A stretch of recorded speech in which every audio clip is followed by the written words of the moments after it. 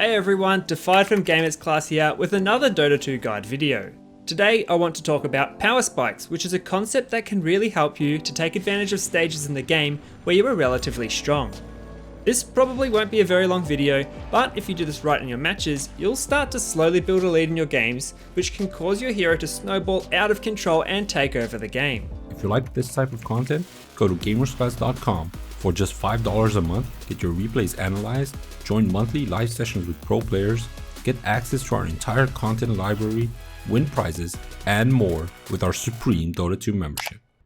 Okay, so in Dota, every hero has what you would call a power curve, and this basically measures the strength of a hero throughout a game. This is a pretty basic concept, but most people would understand the power curve of a hard carry hero who is generally quite weak early game but strong in the late game. Considering the power curve, a power spike is a point along the curve where you gain a sudden increase in power, hence the term power spike.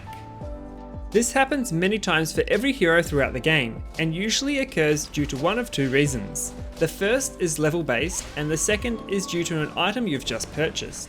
Level based power spikes occur constantly every single time you level up, but generally some have much more of an impact than others. For example, Pudge at level 2 hits a pretty big power spike where he can level up both Hook and Rot, making him a much bigger threat than he is with just his Hook or just his Rot. At level 3 though, he might pick the second level in either Hook or Rot, or even his third skill, Flesh Heap, but even though he gets stronger here, the difference in his kill potential or tankiness is not such a big increase. His next big power spike is level 6, when he gets his ultimate and can lock a hero down and easily kill off many squishy heroes by himself. Power spikes from items are similar, but this time the power comes from a new item you buy or pick up from neutral creeps. These have the same kind of impact as gaining a strong spell, as they tend to make your hero stronger either through increasing your offensive or defensive capabilities. A lot of the time, heroes tend to purchase the same core items in every game, and this mostly comes down to the fact that these items are just so powerful on those heroes and have a really big impact. Diffusal Blade on Phantom Lancer or Battle Fury on Anti-Mage are just two examples of items which cause huge power spikes for those heroes. Now, this is all good and well, but why am I telling you this? Well, if you abuse your hero's power spikes, that is the point immediately after you get a powerful spell or item, then you will have an advantage over the enemy when you try to fight them or push down a tower. I need to say this again because you need to remember, but you need to take advantage immediately after you get the powerful spell or item. Ideally, as soon as you get it, you are jumping on the enemy and trying to start a fight, and the reason for this is timing. Dota is a game of small wins that build up over the course of a match and lead to the ultimate victory, and a power spike is exactly that, but only if you take advantage of it.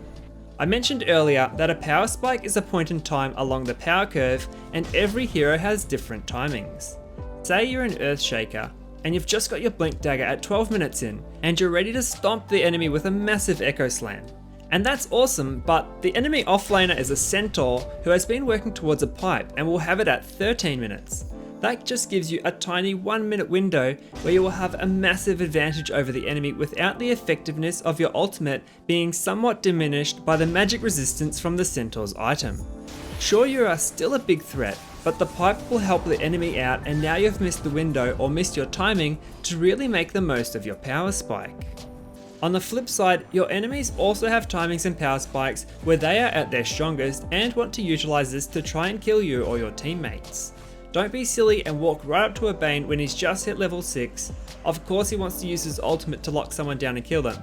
No, instead respect the enemy power spikes and try to avoid them or delay them until your team can counter with a power spike advantage of your own.